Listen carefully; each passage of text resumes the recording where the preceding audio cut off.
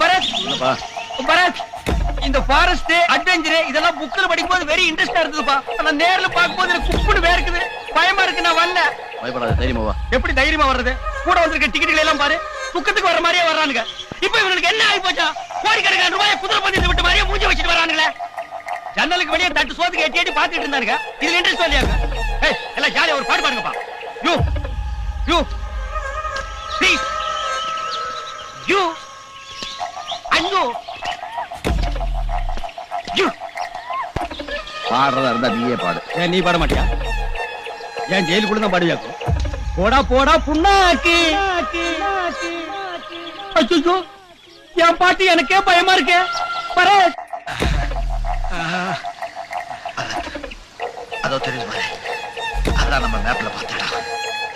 பார்த்தாச்சு இல்ல? சரி வாங்க போலாம்.